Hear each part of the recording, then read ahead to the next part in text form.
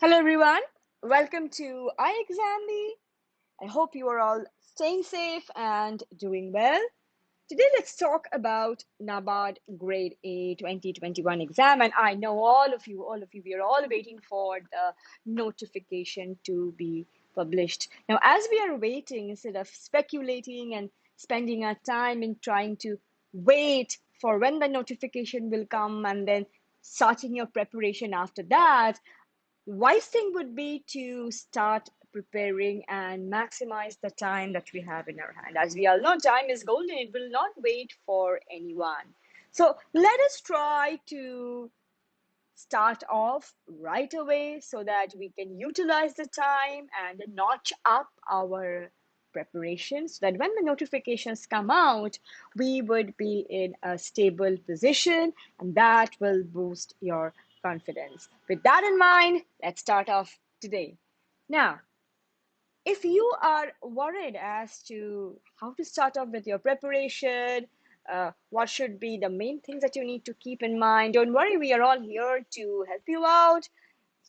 Stay tuned, subscribe to our channel, and we are back every day. We are here every day with new videos, with new lessons to guide you till you reach your destination, right? So our agenda for this video would be that we're going to start off by talking about the exam as a whole, a quick exam overview. This is something you already know. This is just a quick revisit.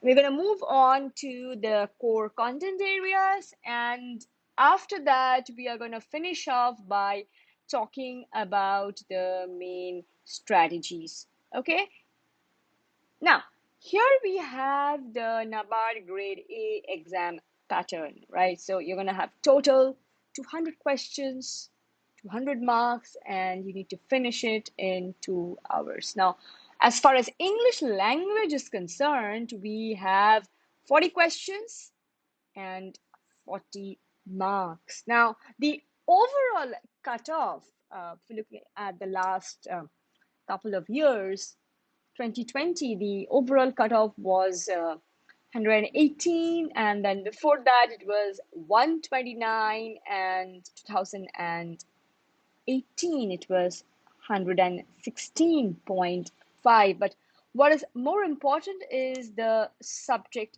cutoff. But if you look at 2020 and if you look at English language, for the ST, SC, OBC, PWBD, it was 3.50. And for the EWS and unreserved category, it was 8.50. Now, this is very easy.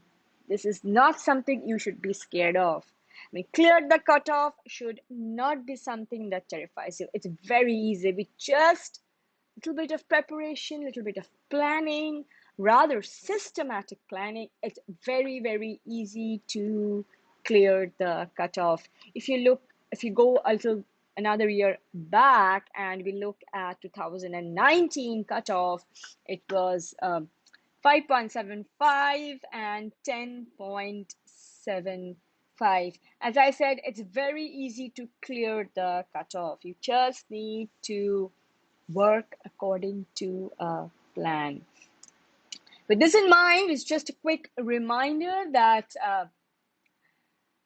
if you are looking for a course to help you out with your aims and plans, this is the right place. Our new batch is starting from the 1st of June, and this is the best time to enroll because our classes, we have video lessons, study notes, practice tests, live sessions, and interview guidance, and we have expert faculty.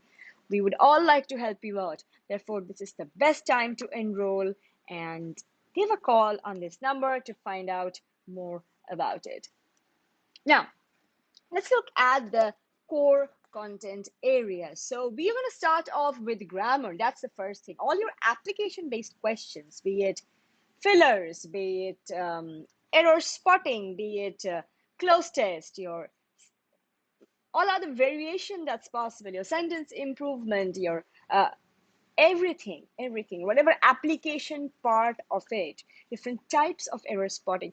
Everything is based on grammar, different rules of grammar, right? So the first thing that you should look at is your grammar. Next, we have vocab work. Now, this vocab work will be a very important part of your RC, your synonyms, antonyms. Also, vocabulary comes in fillers where you need to um, fill in the blank with the right word. So that is also a very important part in fillers and close test. Now, that brings us to the main question: how to start and what should be the approach? What kind of approach should you adopt? And the first thing is, whenever you're going for a war, any war, or you're going for a combat, right? The first thing that you need to do is to see and try to analyze your strengths and weaknesses, or what do you already have, right? Instead of trying to find out what you do not have, the first thing would be to start with a positive mindset, and that approach is trying to find out your strengths. Which is your area of forte? Are you good in grammar? Are you good in RC? Are you good when it comes to tenses, subject verb agreement, and parts of speech? Very well then. Then you can start off with your practice. Otherwise, you need to brush up on your grammar. So a good thing would be to prepare a checklist where you can put down your areas of strength and weaknesses. You also need to find out about your concepts. How strong are your concepts? Are you comfortable with grammar? Fine. If you're not comfortable with grammar, then you need to find out, go a bit deeper and find out exactly which areas you need to work on. Do you need to work on idioms and phrases? Do you need to work on subject verb agreement rules? Are you comfortable with tenses, all types of tenses? You need a lot of work when it comes to prepositions, rules related to prepositions. What is that exact area? You need to find that out. Or your concept is fine. Conceptually, you are strong. When it comes to your Achilles heel, your weakness, the problem is that your speed. You need to work on your speed. You need to work on your time management. Therefore, you need to prioritize practice over concept. Now, all this we are doing because we are trying to decide on a course of action. So you prepare a checklist, find out your areas of strength and weaknesses. Next, move on and try to find out, should you focus on concept or should you focus on practice? Try to prioritize which area should you focus on. When we are done, now come to topics. First, start off with grammar. These four are the four pillars of grammar. You cannot sit for any competitive exam without having a good command over these four pillars. Now, they are everywhere, everywhere.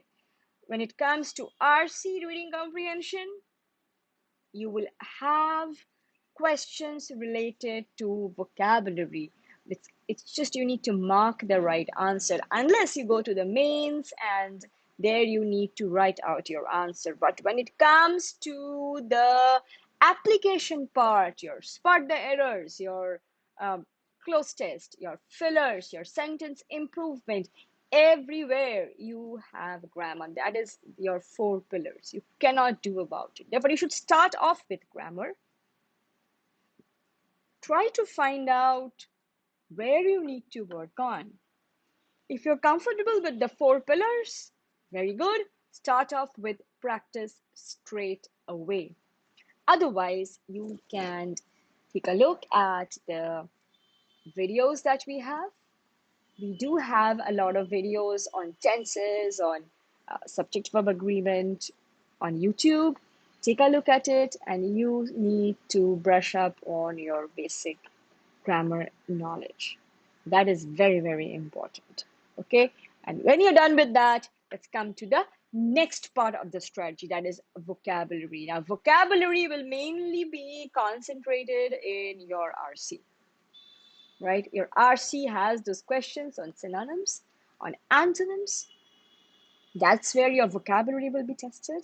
And the other area where your vocabulary might be tested is sometimes it's tested in error spotting, where an incorrect word has been purposely used so that you can pick that word out and improve that sentence. Or it might also come as a filler where you need to choose the right option from the given word. So you really have a lot of application based questions that can come on vocabulary. Now, what to do about it? So many words, millions and millions of words, it's not possible for you to mug up or remember so many words.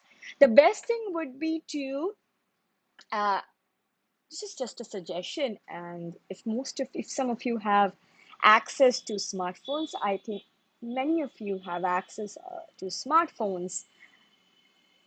You can install an app, a dictionary app, right? So there are many dictionaries app, and what they do is that they give you a new word every day. So every day, if you're getting a new word, your task would be to read that word, to note that word down, and try to use it and learn it. Yes? So it's not enough to mug that word up. You have to use it in different contexts. That's one way of learning new words. The other way of learning new words is definitely by reading. So try to read whatever you can lay your hands on. It need not be anything that's academic, it need not be anything that is difficult and scholarly. It can be anything. Try to find out new words and note them down and try to use them extensively. It's only by using it that you're going to be comfortable when it comes to vocabulary. That leaves us with the last part, the reading comprehension, which is a test of two things. First, your reading skill. Second, your comprehension. Now, the first thing that you need to understand, reading and comprehension is all about accuracy and speed. You need to identify where that information is hidden, and that you cannot do by reading the same passage again and again and again and again, because if you're doing that, you're wasting your time. So the technique that we use when it comes to reading and comprehension is that we do what is called speed reading. Yes, we employ techniques like skimming and scanning. Now that can only be possible through practice. Vocabulary, grammar, reading, and comprehension. Whenever it comes to the three major areas of your question paper, it's all about practice. The more you practice reading comprehension, and you need to time yourself, it's not like a random practice. You need to time yourself, you need to sit properly, time yourself, start, complete, and then analyze what you did. You have to take your mock tests, and our mock tests are all free. Take those mock tests, do them, and then try to analyze where you went wrong. Go through the explanations that we provide after every question. See if your answer is matching with that. If it is not, try to find out why not, right? That is very, very important. You have to analyze your performance. Only then you will be able to find out your areas of strength and weakness and strategize. Now, when it comes to reading comprehension, the first thing is remember, you cannot get stuck with a specific question. If you're stuck with a specific question, you're basically wasting your time, and you're gonna uh, this will affect other questions where you might have been confident and you might have performed well. So move ahead. If you're stuck, move ahead. You can come back to it later. Second, there's nothing outside the text. Don't try to fish for information from areas that's outside the text or that you already know. It's nothing is like that. Your information right there in front of you. You need to find it. 3, employ the process of elimination. You have to use the process of elimination, or what we call intelligent guessing. You have to guess intelligently, right? So how do you do that? You can do that only when you practice and you know the different tips and tricks as to how you can look for that answer. Next, accuracy. Read the question very, very carefully. We are so overwhelmed during examinations, we are maybe scared, we are in a rush, or we have lost our composure, we do not read the question carefully. If you do not read the question, if the question is talking about you need to find an information. Now, for example, if you're given 5 options, right, and you need to look for an option that is not true, and you miss out on the word not. In that case, what's happening is that your entire approach is wrong, your answer is wrong. You just missed a word. But that is going to affect your performance. Be very, very careful. It's very important to keep calm. Read the question very carefully before attempting. And the last point is speed. Whenever it comes to accuracy, speed, and reading comprehension, the more you read, the more you work on your RCs, you will be very confident. It will increase your confidence. The more you work, the more confident you will become. So it's very important to practice. There can be no alternative to that, no substitute for practice, right? So what are in a nutshell, let's quickly look at the strategies once again. So how do you start off? You start off today. Let's not keep it for tomorrow. Today, right after this video, you start off by preparing a checklist.